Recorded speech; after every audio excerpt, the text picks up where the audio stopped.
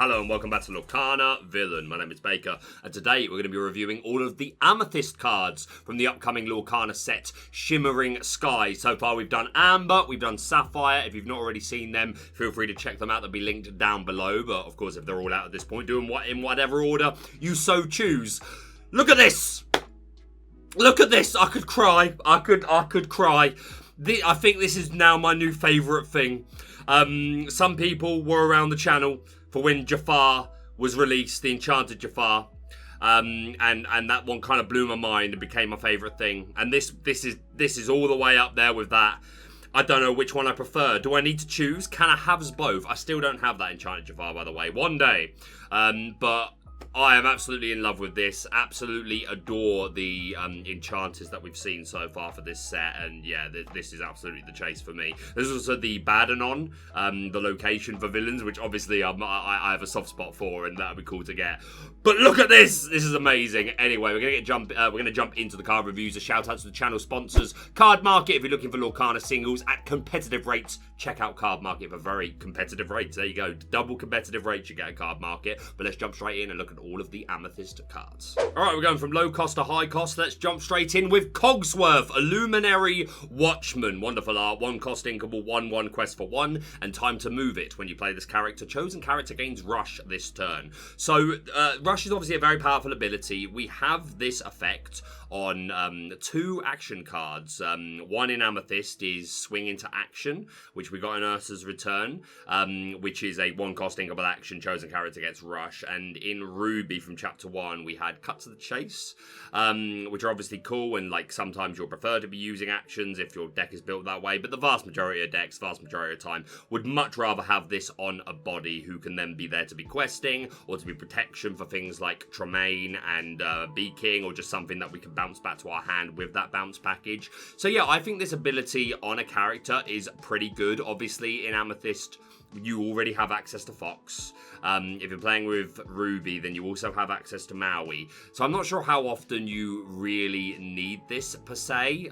If you were Amethyst Steel, then again, you still have Fox.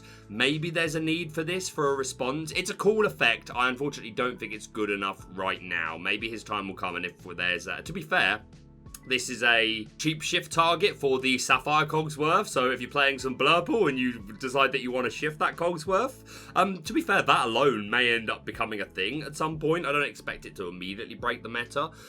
Yeah, I don't expect this card to see a ton of play early on, but again, it's our best shift target for a Cogsworth at current, so I imagine he'll rear his head at some point.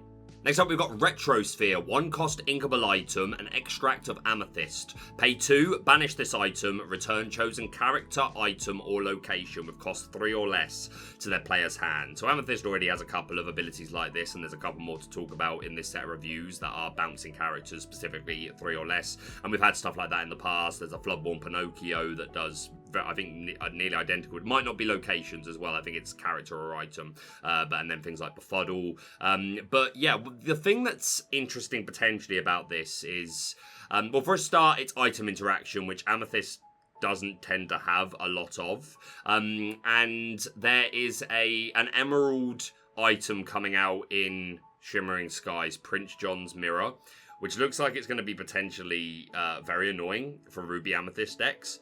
So this is a way to potentially deal with that. Are we still running this just to deal with that one specific card?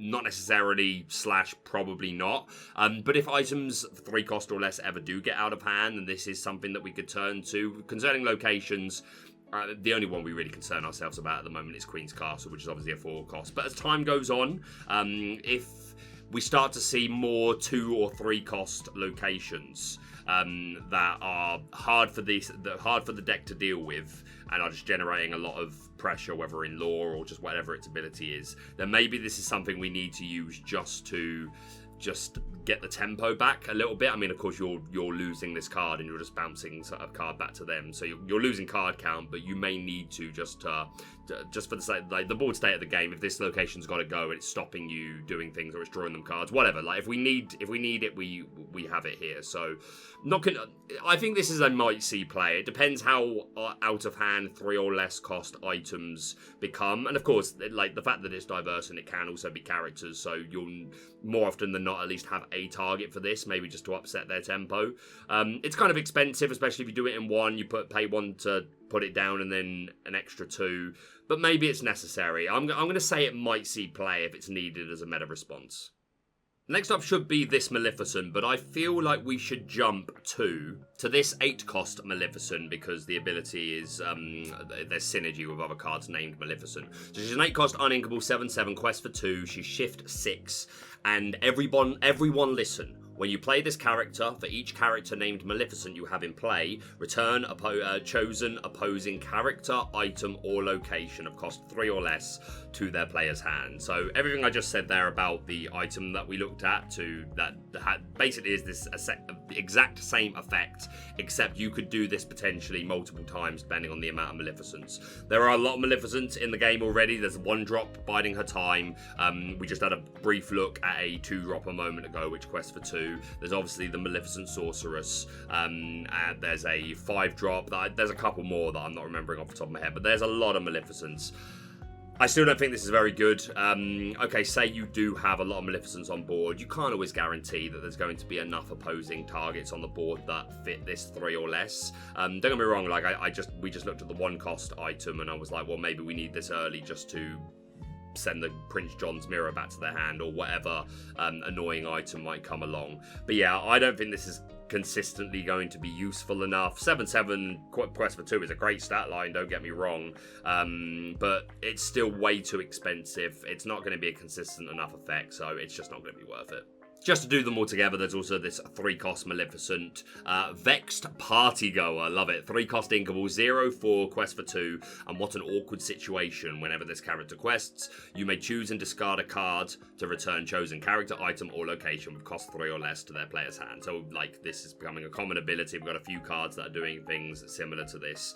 And yeah, again, it's all. I think Retrosphere is the one that's most likely to see play just because it is the cheapest and the quickest a lot of the time. Like, even if you're paying the 1 for Retrosphere and then immediately paying 2, so paying 3 to get the whole thing off, at least you do it then, there and then straight away. Whereas this Maleficent, it's based on her questing. Of course, the advantage of that is that you could do it every turn and, like, you return the item to the hand. Okay, I put it back down again. Okay, I quest and bounce it back to your hand again. But generally, they're probably going to take this out before that happens too many times. 4 willpower is nice, but 0 strength obviously falls to brawl. Questing for 2 is okay. It's not an awful card. I don't think it's good enough. Alright, going back to our 2 costs, we've got Hypnotic Strength. Big fan of this art. Very simple art, but I just love this item, and, you know, I loves me some Jafar. 2-cost inkable action. Draw a card. Chosen character gains Challenger 2 this turn. So this is obviously nothing too special. It draws a card, which is always nice. The shame it's not a 1-cost. Yeah, there's not too much to say about this, but I do want to point out that this is a potential piece for Ruby Amethyst to deal with the Amber Aggro Daisy Duck that we're getting, the 0/4 quest for 2. This is a way for Ruby Amethyst to deal with that on the draw on turn 2 if your 1-drop is a 2/2 or at least 2 strength. Well, you want to be 2/2 really because Daisy's got 1 strength. But yeah, if they go turn 1 Daisy, you go turn 1 1-drop, they go quest, and then you can play this. You're drawing a card, so it's replacing itself, and then your 2/2 is a 4/2. Take out the Daisy and survive the hit. Does that mean that we probably play this specifically for that interaction? Probably not, especially because as good as Daisy is, and she is a very good card, on the play, Ruby Amethyst, or just Amethyst in general, should be able to deal with her fine, because by the time she quests, then you can just go Fox and you take her out. She's still a very good card, but she's not impossible to deal with, and there's a chance she draws us extra cards. But yeah, interesting effect, and I thought that was just a interaction that was worth pointing out, but I very much doubt it sees play. Oh, and of course, synergy with the striking illusionist Jafar, who gains you lore when he's exerted when you draw cards. I still don't think this is something you put even into that. I think you'd be more inclined to play there's a 1-cost inkable song that draws you a card, and you shuffle cards from your opponent's discard back into the deck. I can't remember what it's called. But yeah, I very much doubt you would be playing this instead, or even as well as that. Next up, we've got Gathering Knowledge and Wisdom. 2-cost uninkable. Gain 2 lore. Just think, all this knowledge was under our noses this whole time. We only had to look in the right place. Yeah, so this is pretty good. Like, just instant +2 lore. being uninkable, thank God, obviously hurts it, but it's super cheap. The reach this gets you is kind of out of this world. I definitely think aggro decks, Amethyst Amber aggro decks like this. Obviously, it's a bad card if you don't have any board presence, and like, not always when you're topping, because you could be topping and be at 18 lore or, 16 lore, and all you need to do is this and then another one, or a one drop quest for 2, a Maleficent or something. So yeah, I imagine there's probably a place for this in aggro. Outside of that, probably not. It's a bad top. The reach is good, and like, there's going to be games if you played this where it's going to feel super strong, but I don't think it's a great consistency card in your deck. But aggro, I think, absolutely uses this. But maybe I'm wrong, and outside of aggro, gives this a go, because just gain 2 lore for a cost 2 is kind of mad. Maybe with steel, or to be honest, actually maybe more with Blurple than anything else. When you ramp high, and obviously you're drawing so many cards courtesy of Amethyst and Flavisham that you'll get from Sapphire. So yeah, maybe Blurple's got a place for this, and absolutely beautiful art. Next up, we've got Amethyst Chromacon, 2-cost inkable item, Amethyst Light. Exert, each player may draw a card. So yeah, interesting. The fact that there's, other than exerting, there's no ink cost. So it's just both players drawing a card. Would this have seen play in Bucky meta? I mean, obviously you're fueling the opponent, but just to help us have enough cards in our hand? Probably not. It's interesting. I don't think it's good enough. I don't think we like the fact that we're fueling our opponent. I mean, if we're coming from behind and we desperately need this to like get back in the game, then cool. But they're drawing extra cards all the while, so we get the stuff to deal with their board, and then they've probably got the stuff to just re-establish. It's probably not good enough. Next up, we've got Archimedes, Exasperated Owl, 3-cost inkable, 2/2, quest for 2, and evasive.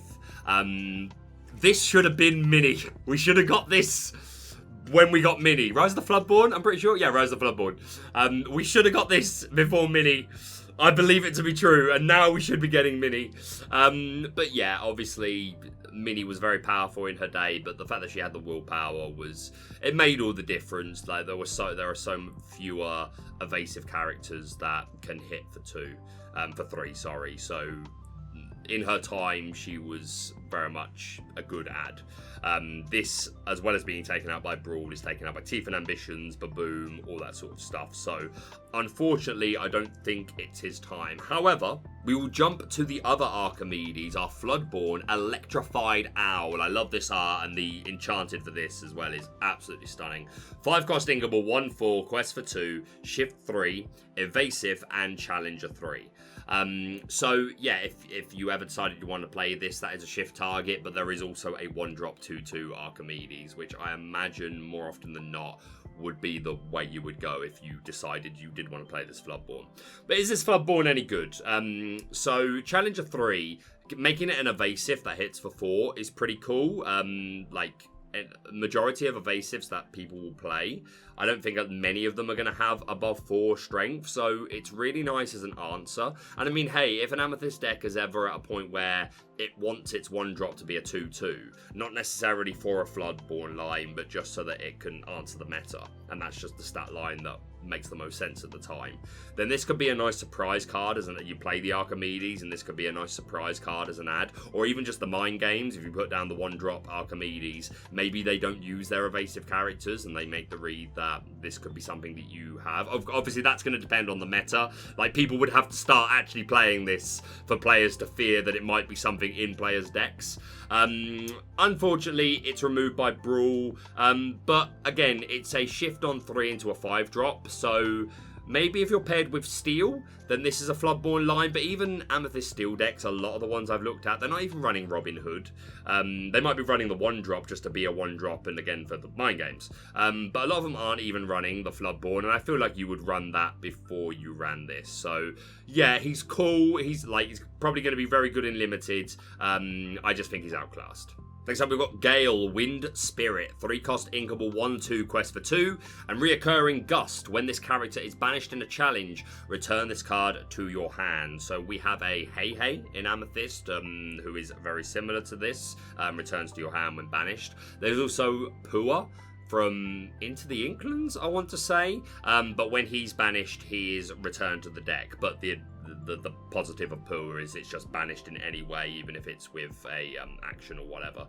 This specifically has to be banished in a challenge, but that's still not awful. I feel like if there is a place for this, it's aggro. I don't feel like any other... Like Ruby Amethyst, I'm not inclined to want to play this. Like, even if it's, you get one quest, they challenge it, you return it to your hand, and then it becomes ink, maybe that's okay. I don't think it's an awful card. It's just another one of these that I just don't think is good enough compared to a lot of the stuff we already have. Alright, moving on to Anna, Eager Acolyte.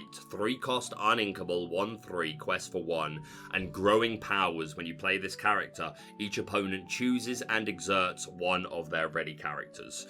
Love the art. So, this is a strong ability. There are other cards in Amethyst that, like, we choose the one to be exerted, which I think more often than not is better. Like if it's something like Pinocchio, where you just exert a chosen character. Obviously, the advantage of this is it's going to get around those ward characters if they only have down a Cogsworth, or just any of the prominent ward characters. Then, as long as they don't have another character on board, then this can work. I don't think it's consistent enough, unfortunately, especially being uninkable, but we'll jump straight to the other Anna. Mystical... It's Anna, isn't it? I think it's Anna. Mystical Majesty. 7-cost, uninkable, 4/5, quest for 2. Shift 4. She's become a sorcerer. That's now one of her characterizations. And exceptional power. When you play this character, exert all opposing characters. So, those of you that have been around the game since Chapter 1 will remember the time of Elsa. But yeah, she exerts 2 characters on play, and then they don't ready at the start of the next turn. So obviously we don't have that second part of the ability to stop them re-readying, but just blanket all opposing characters. I actually still think I prefer Elsa's. I think more often than not, 2 is going to be enough. And the fact that they don't re-ready at the start of the next turn is obviously a great addition. And she quests for 3 and 6 willpower. But this is shift 4, which is a big difference because the Elsa is shift 6.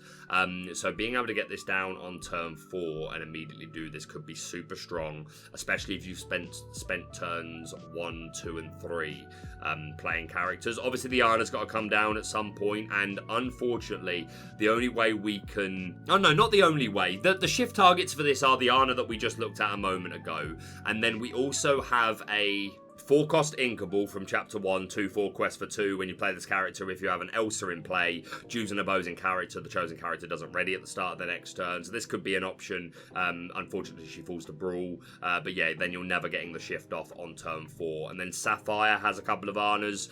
There's this one, the True-Hearted, getting extra...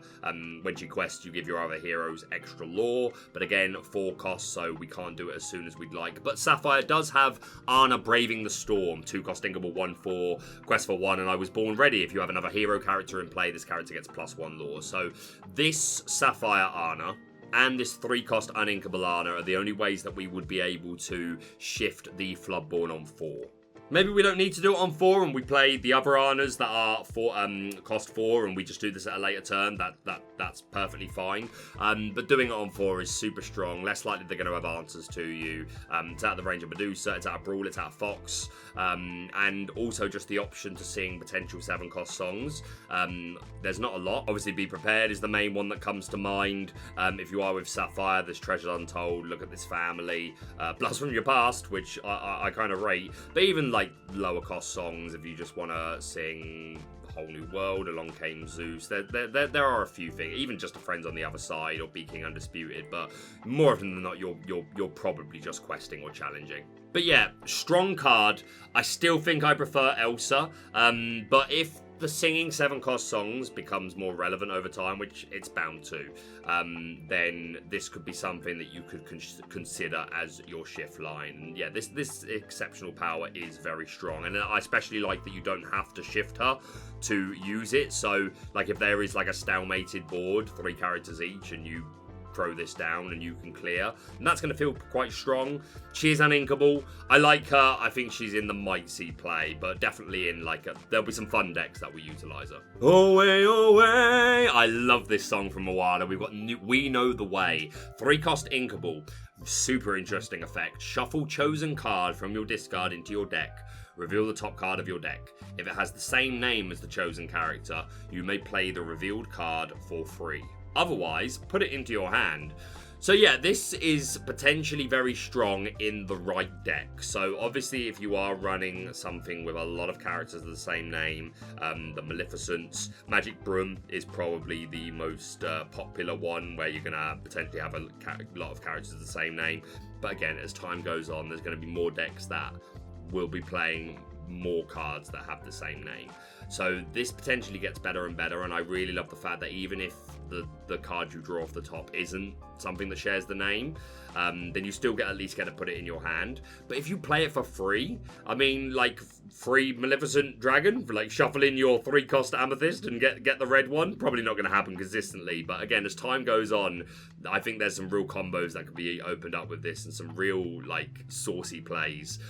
Worth mentioning, the person I saw point this out before anyone else was Brennan DeCanio, who mentioned that there's like a quite toxic infinite loop where if you have Alana Dale, the Amber card that we looked at the other day, who whenever you play a song you gain 1 lore.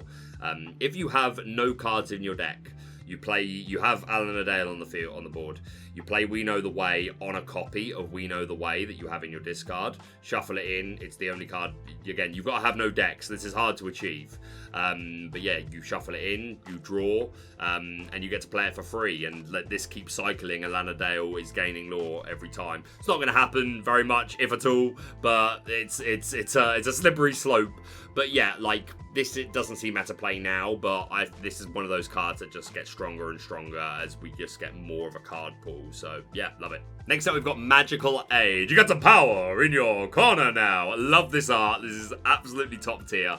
3-cost inkable action. Chosen character gets Challenger 3, and when this character is banished in a challenge, return this card to your hand this turn. So this is the effect that's on the Floodborn Fairy Godmother, which is built into her questing. She gives this exact ability, which is very strong. Unfortunately, just being on an action, this is a terrible top deck. It's situational. Hey, don't get me wrong, there's going to be some times where this is going to be like Challenger 3 on your rabbit to take something out and then it returns to your hand. Lovely. Like, there's some really nice plays that you could make with this. But again, it's a terrible top. It's a bit too situational. It won't see play. We'll do the locations last, and let's jump to Merlin Turtle. We knew all along we were going to get the rest of the animals from Merlin and Mim's Wizard Duel. 4-cost inkable, 3/3, quest for 2, and give me time to think. When you play this character, and when he leaves play, the traditional Merlin things, look at the top 2 cards of your deck. Put one on the top of your deck and the other on the bottom. So this effect is very similar to the Merlin Squirrel, who is a 2-cost, 2/1, and you just look at the top card of your deck and you leave it at the top, or you can put it on the bottom. But yeah, a 2-card dig is pretty good. I wish you could choose to put both on the bottom if you wanted. I wish you could do it in any way you wanted. You look at the top 2 and you put them back on the top or the bottom of the deck in any order. Maybe that's greedy. As it is, I don't think this is good enough to warrant a space. Again, like the fact that this is on play and out of play, you could do some real digging and help you like find. Again, you're not actually drawing, but you're just like working your way through to the cards that you actually want to see. It's a good effect. I don't think it's good enough, especially considering the 4-drop slot is so competitive in Amethyst as it is with your rabbits and your goats. So yeah, it's a good card, but it's just not as good as the stuff we already have. Next up, we've got Bruny, Fire Salamander. He's so cute. 4-cost inkable, 2/2, quest for 2, evasive, and parting gift. When this character is banished, you may draw a card. So super interesting because, like, without that parting gift, there's not much to say here at all. It's super expensive just for a 2/2 quest for 2 with evasive. Like, we would rather probably play Mini or the Archimedes that we looked at earlier. But yeah, the fact that this card replaces itself, however it's removed, is super cool. I wish it had more willpower, because it just falls to... I think it falls to too much, unfortunately. It falls to Brawl, it falls to Teeth, Baboom, all these things. And yes, you do keep tempo because of the fact that you draw a card. But I don't know if 4 is just still too expensive. Like, again, if they can't answer this, and they have nothing with evasive, then... this could run away. I don't know. This is the one that I feel like I could be wrong. Then maybe this is... because I think it's in the middle. I think it might see play. It's good, but I don't think it's good enough. And again, it's that 4-drop slot. But you don't always have to be playing it on turn 4. I don't know. It's a good card. I don't think it's good enough. I feel like Artabax likes this. So maybe that's enough reason to tell me I'm wrong. Maybe it's an EA Tempo card. Maybe it works well in that. I don't know. I think the 2/2 is... I mean, I say that, but Diablo. But yeah, everyone's still running Diablo answers. But is that going to stay? That's the question. Like, is Diablo going to be dominant enough in the next set that people are still running as many answers to him? Are you going to see 4 copies of Brawls? Are you going to see Peter Pan Shadowfinders? Like, if those sort of cards fall off, then this card could absolutely start to shine. Again, don't get me wrong, I know it's not the end of the world even if they do have the answer, because you draw the card. But really, you want to maximise your odds that this thing is going to be able to get off at least a couple of quests before he's taken out. Otherwise, I just don't know if it's good enough. But maybe that's more likely if those Diablo answers start coming out of decks enough. I don't know. Let me know down in the comments how you feel about Bruny. Next up, we've got Earth Giant. No idea what this is from. 4-cost Inkable, 4/5, quest for 2, and unearthed. When you play this character, each opponent draws a card. So obviously, this is a mad stat line for a 4-cost Inkable. 4/5, quest for 2, lives Fox, out of Medusa, out of Brawl, falls to Zeus, but meh. We let them draw a card, which it's obviously awful. Like, that we never want, like, drawing cards for yourself is one of the most powerful things you can do. So letting your opponent draw is never good. But it's a one-off, should I say, to just get this down and have a 4/5 body quest for 2. I don't know. It's another one of these cards that I feel like that's kind of my overall feelings about a lot of this set. There are some cards that are good, but the vast majority of them are just not as good as what we already have. Realistically, this I'm probably talking about this far longer than I should be, because just the fact it makes them draw a card is not good at all. I mean, unless we're Mill, or we're EA Tempo and we are discard of our own. Maybe in that instance. I'll have to ask Spessy about this one, how he feels about this one. I bet he doesn't like it. But yeah, like, I don't know. I'm still talking about this longer than I should be. I feel like just 4-cost 4/5 quest for 2 is super good. And it's only letting them draw one card one time, assuming we only play one. I don't know. How do you feel about Earth Giant? This is meant to be my reviews, and I'm just spending half of it going, what do you think? That's not true, I'm exaggerating. But yeah, hopefully you can see my point as to why I'm kind of interested in this card, even though we're letting them draw. Yeah, interesting. It's that 4-drop slot as well, though, so yeah, it's not going to see play. Something that might see play is Madam Mim Elephant. 4-cost Inkable, 3/7, quest for 1. A little game, when you play this character, banish her or return another chosen character of yours to your hand, so the traditional bounce effect from Madam Mim cards. And sneaky move, at the start of your turn, you may move up to 2 damage counters from this character to chosen opposing character. So we are well aware at this point that the ability to return cards to your hand is super strong, whether it's keeping them safe, or it's a come into play ability that we want to reuse, or it's a rabbit or a goat where just leaving play is immediately getting us a benefit. Thing is, we're already running 4 Fox and 4 Snake. Now, I have seen nothing to suggest I should remove any copies of Fox from my Amethyst decks. Snake, there's been a couple of points where I've been tempted to go down to 3, but I've always eventually ended up going back up to 4, just because they're so good with rabbits and goats and Tremaines and Medusas, and even just being able to get that 3/3 stat line down on turn 2 sometimes it can be really good. Snakes are just really, really good. They're so diverse. But the point I'm making is there's already been a couple of times where I've been like, I feel like I want to go down to a lower count of bounce cards. Now, every time I've done that, I've changed my mind, but I don't know if I want to add more, is the point I'm making here. However, this 3/7 stat line is so difficult for some decks to deal with. Like, you put this down on turn 4 against a lot of the steel decks.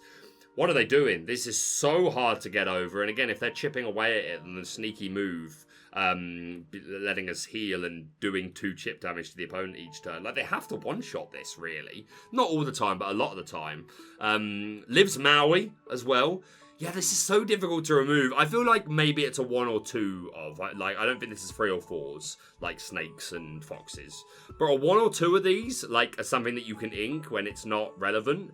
Yeah, I imagine this sees play. Next up, we've got Magica Dispel, Cruel Sorceress, 4-cost Inkable, 2/5, quest for 1, and playing with power. During opponent's turns, if an effect would cause you to discard 1 or more cards from your hand, you don't discard. I absolutely love that card. Just to make it clear, this wouldn't have been enough to counter Bucky. at all. It's coming online far too late to have made the Bucky meta any healthier. But this is still such a strong card. They play Whole New World. No, I don't think I'll discard, thank you. Lucifer, Cunning Cat. There's a Daisy that makes you discard You Have Forgotten Me. And especially because towards the end of this meta, we've seen the Amber Emeralds, Muses, Singing, discard deck start to get a lot of traction, and I think that could definitely still be the case as we move into set 5. So being able to protect yourself against Lucifers, against You Have Forgotten Me, just could be super, super good, or obviously Whole New World. Yeah, this is meta response. If at any point the Ruby Amethyst matchup decks are saying the only thing I really don't like is the discard decks, that's what's messing me up the most, then this absolutely comes in as a tech to be able to deal with that, whether it's a 2 or 3 count depending on how popular those discard decks are. But again, it's meta response, and if discard falls off, then Ruby Amethyst players probably stop playing this, and then that opens a gap for discard decks to like have cheeky rogue runs in tournaments when people aren't really prepped for them. So yeah, this is a card that I imagine will go in and out of decks depending on how discard is doing in the meta. But yeah, I'm super glad to have it. Next up, we've got Rafiki, Shaman Duelist. 4-cost uninkable, 1/4, quest for 2, rush, and surprising skill. When you play this character, he gains Challenger 4 this turn. So obviously, you immediately compare to Madame Fox, who is a 4-drop with Rush and challenging for 4. Now, as it stands right now, that's more than good enough. As in, the 4 strength is more than good enough at this point in the game. There's no real reason for us to need to hit 5 on turn 4. But as soon as there is a reason, this absolutely makes its way into decks to be able to be an answer for something. And obviously, Fox also has the advantage of bouncing things back to your hand, so you'll keep things safe, and rabbits and all that sort of thing.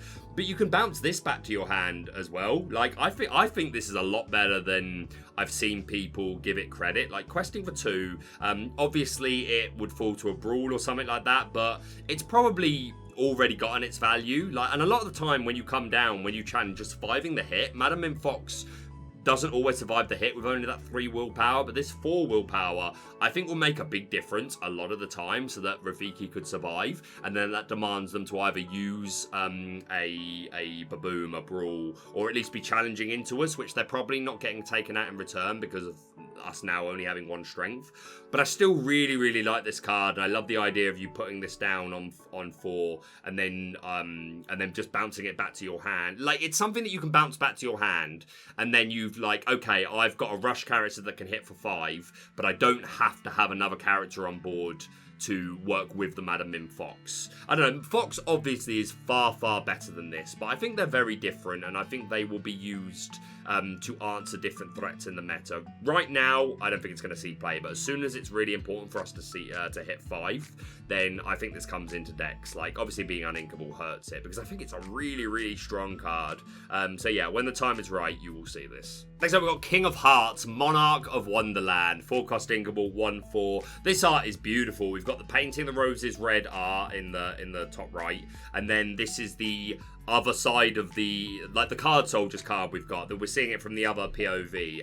Super awesome. Pleasing the Queen. Exerted character can't ready at the start of their next turn. That's a cool effect. This is too expensive. This is too slow. It's not good enough. Next up, we've got Elsa, the 5th Spirit. 5-cost inkable, 2/5, quest for 1, rush, evasive, and crystallize. When you play this character, exert chosen opposing character. So when I remember in the lore cast, when this was revealed along with a few others, this was my pick for the best one that they revealed on that day, and I still do think it's a very strong card. It is an answer to Diablo for a start. Yes, a later one, but hey, like, they don't always play it early, if Diablo even stays in format. But again, as the game continues and we get more evasive characters with 2 willpower, this is an answer for it, having that rush and evasive. Of course, we have things like the 2 Peter Pans, the Peter Pan Shadow, and the other one, which has got a very similar effect. Which maybe you need those just because they come online quicker, being only 3 and 4 cost. But I think if you can ever get away with it, you would play this one because it's inkable, and the crystallize ability built in to be able to exert a chosen character is so strong. Obviously, you could play things like Pinocchio, who's able to do it a lot cheaper, but I still think this is a really strong card. The 2 strength is going to be enough sometimes. The 5 willpower survives a lot. It's a real shame it falls to Zeus and Brawl, and I think that's probably what might kill it and not make her be able to see as much play as I'd like her to. I just think it sounds like she's just such a diverse card. But maybe there are too many answers to it. I don't know. I really want this Elsa to be good. I'm going to put it in. It might see play. Next up, we've got Finders Keepers. Goodness me, this one's blurry. 5 cost, inkable, action, draw 3 cards. This art is absolutely incredible. Absolutely love it. I wish the card was better. Yeah, obviously drawing 3 cards is great. Drawing cards is king. But 5 cost on an action, we can't even sing it. Yeah, I don't think it's good enough. And again, you could combine it with Jafar, Striking Illusionist, because it do be card draw, but I don't think it's good enough. Next up, we've got the Nokk. The Nokk says know your role. Mythical Spirit, 6 cost, inkable, 5/5. This is stunning art as well, to be fair. I don't even know what this is from, but my god, that's pretty. Quest for 1 and Turning Tides. When you play this character, you may move up to 2 damage counters from chosen character to chosen opposing character. So this is like the Belle ability, the one from Ursa's Return, the one that Spessy was using. But obviously she's a lot cheaper. Quest for 2. So yeah, not an insignificant ability. 5/5's okay. Falls to Zeus. Falls to World's Greatest Criminal Mind. Not much to say here. It's not good enough. Next up, Luisa Madrigal. Is this us seeing how the donkey got so traumatized? The donkey from her card in the last set. Maybe so. 6 cost, uninkable, 4/8, quest for 3. She a big girl? Of course she is. It's Luisa. But uninkable, 6 cost, stats are good. It's not a good enough card. Next up, Camilo Madrigal, another legendary. Family Copycat, 6 cost, inkable, 3/7, quest for 1, and Imitate. Whenever this character quests, you may gain lore equal to the lore of chosen other character of yours. Return that character to your hand. This is a super strong ability, and like there are obviously some great combos here where you've already got this down and you put down a big character with a lot of lore. Maybe it's also got a come into play ability that gets you some tempo, and then you quest with this, you return that to your hand, you gain its lore, or even better, maybe you've got 2 things on the board. You've got this and something else, and okay, you start your turn, you quest with that, and then let's quest with Camilo, and then we get to return that to our hand and gain its lore. Like, there is potential for some like huge reach here, but it's too slow. 3 strength. I'm sorry to say the good old fashioned. Say it with me. Dies to Medusa. So as strong as this ability is, this card is not going to be consistent enough. It'll find its way into some semi-competitive fun decks, but meta it is not. Next up, the half Hexwell Crown, the souvenir from Ursula's Return, as it were. 6 cost, uninkable item, and 2 abilities. We can either exert and pay 2 to draw a card, or we can exert and pay 2 to discard a card to exert chosen character. Both these abilities are very strong, and I do especially like the idea of having an item on board that just whenever we want, we can exert a chosen character, but discarding a card for it isn't great. Sometimes it's going to be fine, and obviously card draw is good, but there's no way this ever gets, like, is consistent enough, especially being 6 cost. Maybe in the future if there's a way to cheat this into play, but if this ever became anything good, then it would just immediately get removed by Benja or Beast Hardheaded or something like that. It's way too expensive. It's not doing enough. I love the art, but it won't see play. Next up, we've got Genie, main attraction. 7 cost, uninkable, 5/5, quest for 2, and Spectacular Entertainer. When this character is exerted, opposing characters cannot ready at the start of your opponent's turn. So that's, again, a super, super strong effect. Just blanket, you cannot re-ready. If you are exerted, either because you quested or you challenged, or maybe I used my own Amethyst abilities to exert you, while my Genie is exerted, you're just not allowed to re-ready, and I'm just going to keep questing every turn. Unfortunately, he just immediately gets removed by Maui, and like there's not a lot else, but just Maui on its own is like And this assumes you're putting this down at a point in the game where they don't already have a character on board that can hit this 5. So as strong as this ability is, the stats and the cost are just not good enough to sustain it. So I'm afraid to say, as cool as the card is, and I do love me some Genie. Oh, look, the little bumblebee. I've only just noticed him. Love that. Oh, this art is great. It's so sad it won't see play. And finally, we have Olaf, Happy Passenger. 9 cost uninkable, 6/6, quest for 3. Evasive and clear the path. For each exerted character opponents have in play, you pay 1 less ink to play this character. Another one of these cost reduction big bodies. Unfortunately, this may be one of the most inconsistent of all to achieve. I even think the Robin Hood, which is low, I think it lowers cost based on the amount of damage characters your opponent has. I think that's more achievable than this. Maybe that's wrong, maybe that's a hot take. But yeah, this is just not consistent enough. And yeah, I mean, obviously the stats are great, and having Evasive is cool, but it just gets removed by Maleficent, Monstrous Dragon, Tremaine, Bee King, things like that, especially because it's going to be very rare you're going to be able to play this and extend something else on the board. Yeah, it's cool. I don't think it's good enough. And those are all of our Amethyst cards. So certainly a few interesting ones there. I think this Fire Salamander, Bruny, there could be some potential there for sure. I think this Mim Elephant definitely ends up seeing some play. This Anna is cool. This Elsa I think is very good. I don't know. I'm kind of between a rock and a hard place with her because she is very easily removed by a lot. And like 5 isn't too expensive, but it's borderline. But I just think she's so diverse that the plays that playing her could open up. So yeah, I am a fan of the Elsa. Love this Magica Dispel, really good card for Amethyst to have. I'm a big fan of this Rafiki as well. I think that might be one of my stars, like the one that's, I think, being the most slept on. This Gathering Knowledge and Wisdom, I think, is a very strong card. And that's probably about it, bar some, obviously, fun sort of stuff. So, yeah, that's my evaluation of the Amethyst package, the set that we're getting. What do you think? Am I off the mark about any of these? What's a card that I have overrated? What's a card that I've underrated? Please feel free to let me know down below. But this makes us halfway through all of the set reviews. I've still got 3 more to do. I'm hoping to get them done before I leave for Italy first thing on Friday morning, and then hopefully I'll just set them to release over the weekend. If I don't, then I'll make sure to get them done early next week, although the priority will be covering the deck lists from Italy. But yeah, I'm keen to get the rest of these out. I'll really try to get them done before I leave for Italy. But I've also got to do the last set championship deck lists video, which I want to get out. There's lots to do, and I'm basically going to get straight to it as soon as I finish this recording session. So thank you so much for watching. If you're brand new to the channel, please subscribe for all things Lorcana. Hit that like button to show support, and we'll see you soon.